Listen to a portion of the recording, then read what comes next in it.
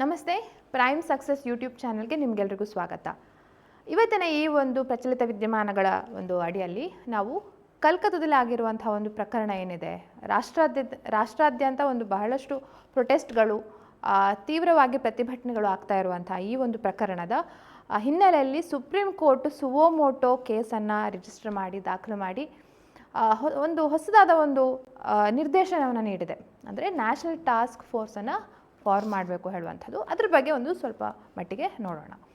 So prime success ಹೇಳುವಂಥ ಒಂದು institution ಏನಿದೆ, ಅದು ಉಡುಪಿಯಲ್ಲಿ 17 ವರ್ಷಗಳಿಂದ ಕಾರ್ಯನಿರ್ವಹಿಸ್ತಾ ಇದೆ. ಹಾಗೆ ಅದರ ಜೊತೆಗೆ bank exams, IBPS bank exams ಅಥವಾ ವಿಲೇಜ್ ಅಕೌಂಟೆಂಟ್ ಇರ್ಬೋದು, ಅಥವಾ ಎಲ್ಲ ರೀತಿಯ ಗೌರ್ಮೆಂಟ್ ಎಕ್ಸಾಮ್ಸ್ಗಳಿಗೆ ಸಂಬಂಧಪಟ್ಟ ಹಾಗೆ ಆಫ್ಲೈನ್ ಕೋಚಿಂಗನ್ನು ನೀಡ್ತಾ ಇದ್ದಂಥ ಸಂಸ್ಥೆ ಆಗಿತ್ತು. ಸೊ ಈಗ ಆನ್ಲೈನ್ ಕ್ಷೇತ್ರಕ್ಕೆ ಕೂಡ ಕಾಲಿಟ್ಟಿದೆ. ಹಾಗೆ ನೀವು ಗೂಗಲ್ ಪ್ಲೇಸ್ಟೋರಲ್ಲಿ ಪ್ರೈಮ್ ಸಕ್ಸಸ್ ಹೇಳುವಂಥ ಈ ಆ್ಯಪನ್ನು ಡೌನ್ಲೋಡ್ ಮಾಡಿಕೊಂಡ್ರೆ ನಿಮಗೆ ಹಲವಾರು ಕೋರ್ಸಸ್ಗಳು, ಶಾರ್ಟ್ ಟೈಮ್ ಕೋರ್ಸಸ್ಗಳು, ರೆಕಾರ್ಡೆಡ್ ಕೋರ್ಸ್ಗಳು ಅವೈಲೇಬಲ್ ಇರುತ್ತೆ ಬೇರೆ ಬೇರೆ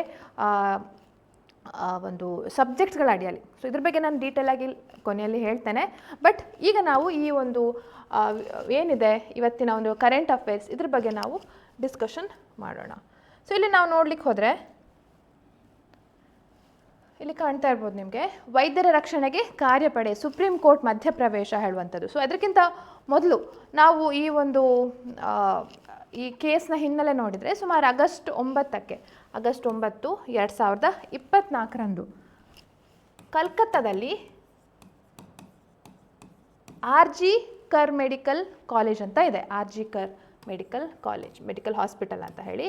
ಸೊ ಅಲ್ಲಿ ಒಂದು ಟ್ರೇನಿ ಡಾಕ್ಟರ್ ಏನಿದ್ದಾರೆ, ಒಬ್ಬರು 31 ವರ್ಷದ ಟ್ರೇನಿ ಡಾಕ್ಟರ್, ಇವರ ಒಂದು ಮೃತದೇಹ ತುಂಬ ಇಂಜೂರ್ ಆಗಿರುವಂಥ ಸ್ಥಿತಿಯಲ್ಲಿ ಆ ಕಾಲೇಜಿನ ಸೆಮಿನಾರ್ ಹಾಲಲ್ಲಿ ಸಿಕ್ತು. ಸೊ ಹಾಗಿರುವಾಗ ಅದ್ರ ಬಗ್ಗೆ ಕೇಸ್ ರಿಜಿಸ್ಟರ್ ಆಯಿತು. ವೆಸ್ಟ್ ಬೆಂಗಾಲ್ ಪೊಲೀಸ್, ಕಲ್ಕತ್ತಾ ಪೊಲೀಸ್ ಅವರು ದಾಖಲೆ ಮಾಡಿದರು ಕೇಸನ್ನು. ಬಟ್ ಅದರಲ್ಲೂ ಸ್ವಲ್ಪ ಡಿಲೇ ಆಯಿತು. ಸುಸೈಡ್ ಅಂತ ಫಸ್ಟ್ ಹೇಳಿದರು ಅಂತ ಹೇಳ್ತಾರೆ. ಆಮೇಲೆ ಅನ್ಯಾಚುರಲ್ ಡೆತ್ ಕೇಸ್ ಅಂತ ರಿಜಿಸ್ಟರ್ ಮಾಡಿದರು. ಪೋಸ್ಟ್ ಮಾರ್ಟಮಲ್ಲಿ ರೇಪ್ ಹಾಗೂ ಮರ್ಡರ್ ಆಗಿದೆ ಹೇಳುವಂಥ ವಿಚಾರ ಕಂಡುಬಂತು. ಆದರೆ ಈ ಒಂದು ಸ್ಥಿತಿಯಲ್ಲಿ ವೈದ್ಯರಿಗೆ ರಕ್ಷಣೆ ಇಲ್ಲ ಹೇಳುವಂಥ ಕಾರಣಕ್ಕೆ ವೈದ್ಯರ ಪ್ರತಿಭಟನೆ ಪ್ರಾರಂಭ ಆಯಿತು. ಹಾಗೆ ಅಲ್ಲಿಯ ಮೆಡಿಕಲ್ ಕಾಲೇಜ್ನ ಪ್ರಿನ್ಸಿಪಲ್ ಕೂಡ, ಅವರು ಕೂಡ ಅದಕ್ಕೆ ರಿಸೈನ್ ಮಾಡಿದರು. ಹಾಗೆ ಒಬ್ಬ ಆರೋಪಿಯು ಕೂಡ ಅವರನ್ನು ಬಂಧಿಸಿದರು. ಬಟ್ ಆದರೂ ಸಹ ಪ್ರಕರಣ ಸರಿಯಾಗಿ ತನಿಖೆ ಸಾಗ್ತಾ ಇಲ್ಲ ಹೇಳುವಂಥ ಕಾರಣಕ್ಕೆ ಕಲ್ಕತ್ತಾ ಹೈಕೋರ್ಟೇ ಅದನ್ನು CBIಗೆ ನೀಡಿತು. ಸೊ ಇದು ಇಲ್ಲಿಯ ತನಕ ಆಗಿರುವಂಥ ಘಟನೆ. ಸೊ ಹೀಗೆ ಆಗ್ತಾ ಇರುವಾಗ ಪ್ರೊಟೆಸ್ಟ್ಗಳು, ಹಲವಾರು ಮೀಡಿಯಾ ಟ್ರಯಲ್ಗಳು, ಹಲವಾರು ವಿಚಾರಗಳನ್ನು ನೋಡಿಕೊಂಡು ಸುಪ್ರೀಂ ಕೋರ್ಟೇ ಸುವೋಮೋಟೋ ಈ ಕೇಸನ್ನು ದಾಖಲೆ ಮಾಡಿ ಏನಾಗ್ತಾ ಇದೆ ಹೇಳುವಂಥ ವಿಚಾರಣೆಯನ್ನು ಮಾಡ್ತಾ ಇದೆ. ಈಗಲೂ ಕೂಡ ಆಗ್ತಾ ಇರುವಂಥದ್ದು.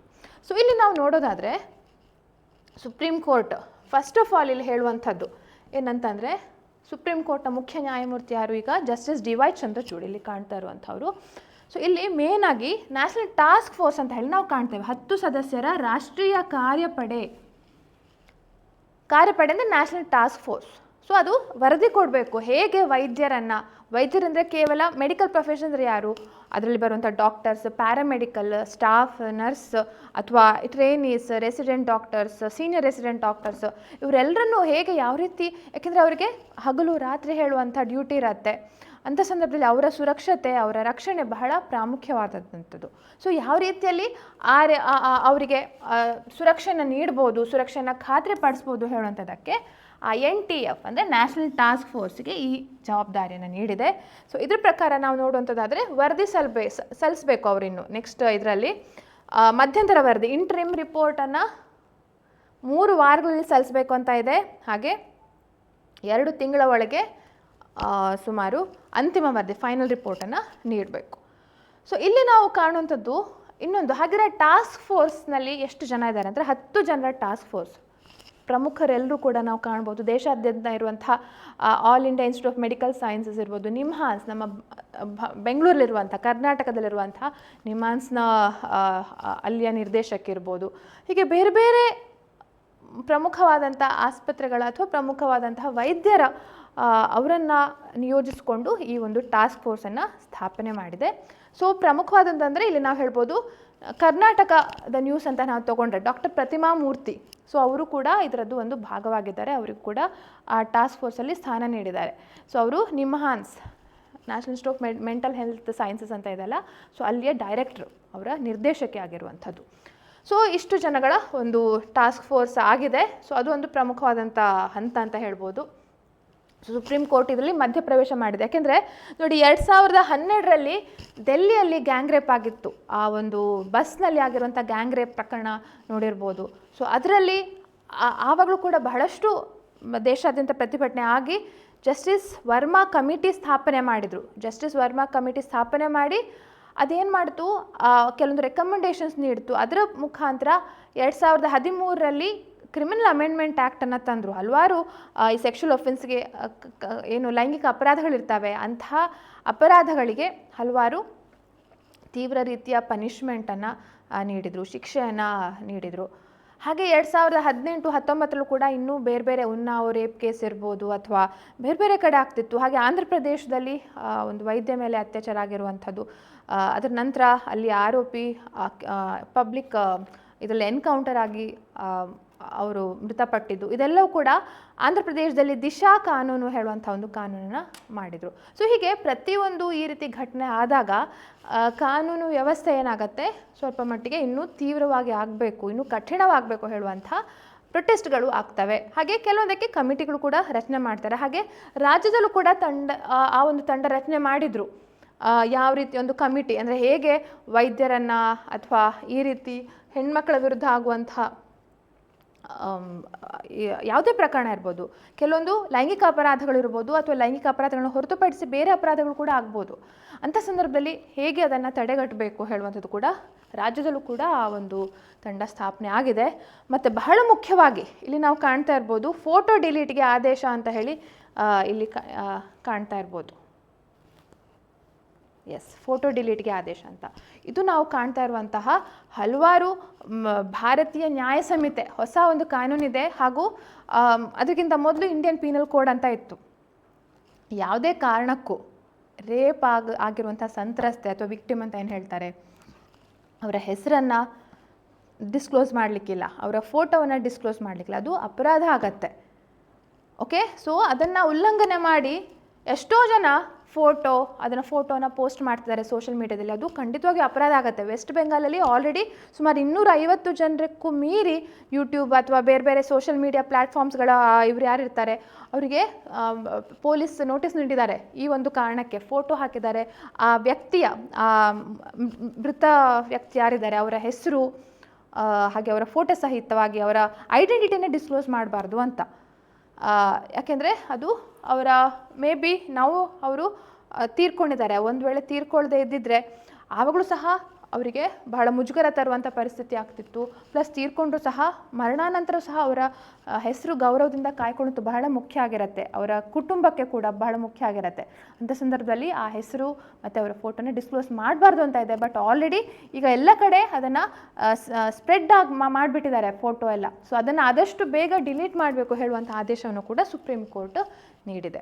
ಸೊ ಇದೊಂದು ಬಹಳಷ್ಟು ಏನಾಗಿದೆ ಅಂದರೆ, ಸುಪ್ರೀಂ ಕೋರ್ಟ್ ಎಲ್ಲ ಗೌರ್ಮೆಂಟ್ ಆಫೀಷಿಯಲ್ಸ್ ಇರ್ಬೋದು ಅಥವಾ ಪೊಲೀಸ್ ಇನ್ವೆಸ್ಟಿಗೇಟಿಂಗ್ ಅಥಾರಿಟೀಸ್ಗಳಿಗೆ ಅವರನ್ನು ಅಂದರೆ ಪ್ರೋಆಕ್ಟಿವ್ ಜುಡಿಷರಿ ಅಂತ ಹೇಳ್ತಾರೆ, ಆದಷ್ಟು ಕೇಳಿ ಯಾಕೆ ಹೀಗಾಯಿತು, ಯಾಕೆ ಲೇಟ್ ಆಯಿತು, FIR ರಿಜಿಸ್ಟರ್ ಮಾಡುವಂಥದ್ದು ಯಾಕೆ ಲೇಟ್ ಆಯಿತು, ಅನ್ಯಾಚುರಲ್ ಡೆತ್ ಕೇಸ್ ಅಂತ ಹೇಳಿ ಯಾಕೆ ಲೇಟಾಗಿ ತೊಗೊಂಡ್ರೆ ಹೇಳುವಂಥ ಎಲ್ಲ ಇದನ್ನು ಕೂಡ ಕೂಲಂಕುಷವಾಗಿ ಈಗಲೂ ಕೂಡ ವಿಚಾರಣೆ ಆಗ್ತಾ ಇದೆ. ಒಂದು 2-3 ದಿನಗಳಿಂದ ಇದರ ಬಗ್ಗೆ ವಿಚಾರಣೆ ಆಗ್ತಾ ಇದೆ.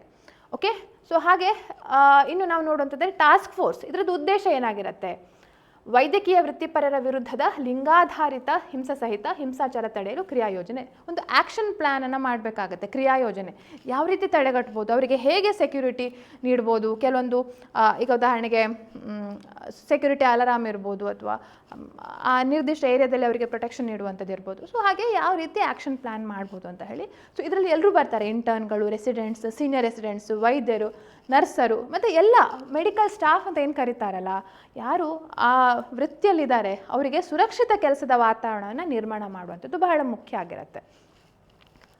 ಸೊ ಹೀಗೆ ನಾವು ನೋಡುವಂಥದ್ದು ಬೇರೆ ಬೇರೆ ಇದರಲ್ಲಿ ಈ ನ್ಯೂಸ್ ಪೇಪರ್ ನಾವು ಕಾಣ್ತಾ ಇದ್ದಾವೆ. ಸೊ ದೇಶಾದ್ಯಂತ ಪ್ರತಿಭಟನೆ ಕೂಡ ಆಗ್ತಾ ಇದೆ, ವೈದ್ಯರು ಪ್ರತಿಭಟನೆ ಮಾಡ್ತಿದ್ದಾರೆ. ಇದರಿಂದ ಪಬ್ಲಿಕ್ ಆಸ್ಪತ್ರೆ ಕೆಲವೊಂದು ಕಡೆ ವುಮೆನ್ ರೀಕ್ಲೇಮ್ ದಿ ನೈಟ್ ಅಂತ ಹೇಳಿ ಕೋಲ್ಕತ್ತಾದಲ್ಲಿ ಆ ಒಂದು ಅಭಿಯಾನ ಪ್ರಾರಂಭ ಆಗಿತ್ತು. ಎಮರ್ಜೆನ್ಸಿ ಸರ್ವಿಸ್ ಬಿಟ್ಟು ಬೇರೆ ಎಲ್ಲ ಸರ್ವಿಸ್ಗಳನ್ನು ಕೂಡ ಹಾಲ್ಟ್ ಮಾಡಿದರು. ಇದರಿಂದ ಪಬ್ಲಿಕ್ ಕೂಡ ಬಹಳ ತೊಂದರೆ ಆಗ್ತಾ ಇದೆ ಅಲ್ವಾ. ಸೊ ಅದಕ್ಕೋಸ್ಕರ ಸುಪ್ರೀಂ ಕೋರ್ಟ್ ಕೂಡ ಹೇಳ್ತು, ಇದನ್ನು ನಿಮ್ಮ ಪ್ರತಿಭಟನೆನ ವಾಪಸ್ ತಗೊಳ್ಳಿ, ನಮ್ಮನ್ನು ನಂಬಿ ನಾವು ನಿಮಗೆ ಸರಿಯಾದ ಒಂದು ಕಾನೂನನ್ನು ಮಾಡ್ತೇವೆ ಹೇಳುವಂಥ ಒಂದು ಆ ಭರವಸೆಯನ್ನು ಸುಪ್ರೀಂ ಕೋರ್ಟೇ ನೀಡಿದೆ, ಖುದ್ದಾಗಿ ನೀಡಿದೆ. ಹಾಗೆ ಯಾವುದರೊಂದು ಕಾರಣಕ್ಕೆ ಮಾಜಿ ಪ್ರಿನ್ಸಿಪಲ್ ಅಂತ ಯಾರಿದು ಸಂದೀಪ್ ಘೋಷ್ ಅಂತ, ಅವ್ರ ವಿರುದ್ಧ ಕೂಡ ಕೆಲವೊಂದು ಆರೋಪಗಳು ಕೇಳಿ ಬರ್ತಾ ಇದೆ. ಸೊ ಅವ್ರ ಬಗ್ಗೆ ಕೂಡ ಒಂದು SITನ ರಚನೆ ಮಾಡಿದ್ದಾರೆ ಅಂತ ಹೇಳುವಂಥದ್ದು, ಅದು ಒಂದು ಇಂಪಾರ್ಟೆಂಟ್ ಇದು. ಸೊ ಇದನ್ನೆಲ್ಲ ಕೂಡ ನೋಡ್ತಾ ಇರುವಂಥದ್ದು ಯಾವುದು, ಇಂಡಿಯನ್ ಮೆಡಿಕಲ್ ಅಸೋಸಿಯೇಷನ್, ವೈದ್ಯರ ಒಂದು ಏನು ಅಸೋಸಿಯೇಷನ್ ಇದೆ, ಭಾರತೀಯ ವೈದ್ಯಕೀಯ ಸಂಸ್ಥೆ.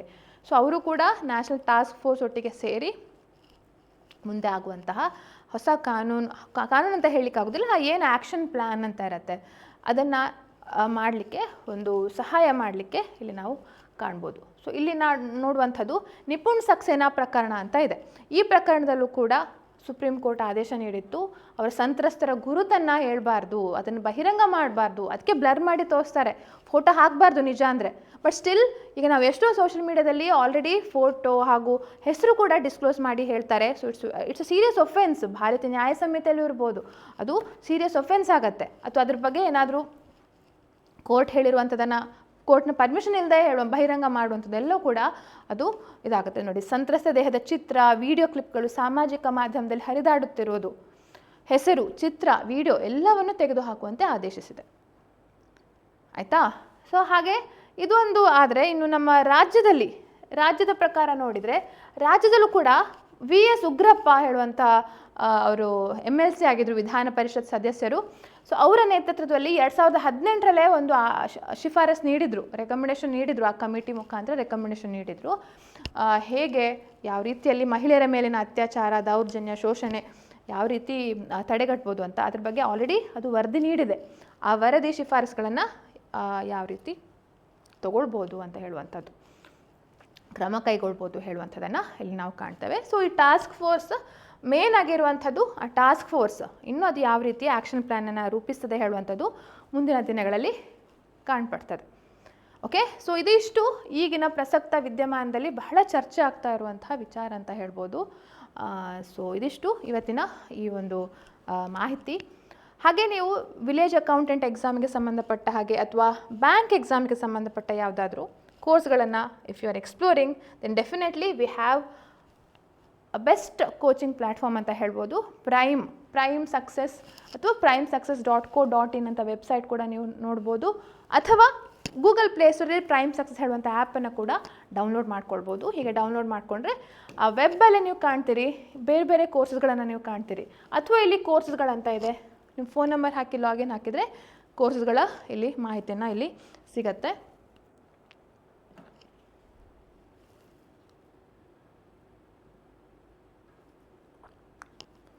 ಎಸ್. ಸೊ ಇಲ್ಲಿ ನೋಡಿ, ಪಂಚಾಯತ್ಗೆ ಈ ವಿಲೇಜ್ ಅಕೌಂಟೆಂಟ್ ಎಕ್ಸಾಮ್ ಇನ್ನು ಒಂದೆರಡು ತಿಂಗಳಲ್ಲಿ ಇದೆ ಅಲ್ವಾ. ಸೊ ಪೇಪರ್ 2ಗೆ ಸಂಬಂಧಪಟ್ಟದ್ದು ಆಲ್ರೆಡಿ ನೋಡಿ 2500ಕ್ಕೆ it is available. Very short term course ಅಂತ 29 ಲರ್ನಿಂಗ್ ಮೆಟೀರಿಯಲ್ ನೀವು ಸಿಗುತ್ತೆ. ಇದರಲ್ಲಿ ಕಂಟೆಂಟ್ ಏನಂತ ಇದೆ ಅಂತಂದರೆ, ಯು ಕ್ಯಾನ್ ಸಿ ಹಿಯರ್ ನೋಡಿ, ಸಾಮಾನ್ಯ ಕನ್ನಡ, ಇಂಗ್ಲೀಷ್ ಹಾಗೂ ಕಂಪ್ಯೂಟರ್ ಅವೇರ್ನೆಸ್, ಕಂಪ್ಯೂಟರ್ ಸಾಕ್ಷರತೆ ಹೇಳುವಂಥದ್ದು. ಸೊ ಸುಮಾರು ಒಂದು 20-25 ಅವರ್ಸ್ ಕಂಟೆಂಟ್ ಇದೆ, ರೆಕಾರ್ಡೆಡ್ ಲೆಕ್ಚರ್ಸ್ಗಳು, ಅದನ್ನು ಕೂಡ ನೀವು ನೋಡ್ಬೋದು. ಹಾಗೆ ಇನ್ನೊಂದು ಬಹಳ ಮುಖ್ಯವಾದಂತಂದರೆ ಗ್ರಾಮೀಣಾಭಿವೃದ್ಧಿ ಮತ್ತು ಪಂಚಾಯತ್ ರಾಜ್ ಈ ವ್ಯವಸ್ಥೆ ಬಗ್ಗೆ ತಿಳ್ಕೊಂಡಿರಬೇಕು, ಎಕ್ಸಾಮಲ್ಲಿ ಕೇಳ್ತಾರೆ. ಸೊ ಅದಕ್ಕೆ ಸಂಬಂಧಪಟ್ಟ ಹಾಗೆ ಆಲ್ರೆಡಿ ವಿ ಹ್ಯಾವ್ ಒಂದು ಕೋರ್ಸ್, ಇಲ್ಲಿ 512ಕ್ಕೆ ಕೋರ್ಸ್ ಸಿಗುತ್ತೆ. ಹಾಗೆ ಇನ್ನೊಂದು ಪೇಪರ್ 1ನಲ್ಲಿ ಬರುವಂಥ ಆರ್ಥಿಕತೆ, ಭಾರತದ ಎಕಾನಮಿ, ಅದು ಕೂಡ ನೀವು ಸದ್ಯದಲ್ಲೇ ಲಾಂಚ್ ಆಗುತ್ತೆ. ಅಥವಾ ನೀವು ಬ್ಯಾಂಕಿಂಗ್ ಎಕ್ಸಾಮ್ ಬರೀತಾ ಇದ್ದರೆ, ಬ್ಯಾಂಕ್ ಎಕ್ಸಾಮ್ ಕೂಡ you can see here banking awareness ಅಂತ ಹಿಡಿದು ಇಲ್ಲಿ RRB ಇದಕ್ಕೆ ಸಿಗುತ್ತೆ. ಅಥವಾ ಬ್ಯಾಂಕಿಂಗ್ ಪ್ಲಿಮ್ಸ್ಗೂ ಕೂಡ ನಮ್ಮ ಹತ್ರ ಕೋರ್ಸಸ್ಗಳಿವೆ. ಸೊ ಅದನ್ನು ಕೂಡ I will show it to you.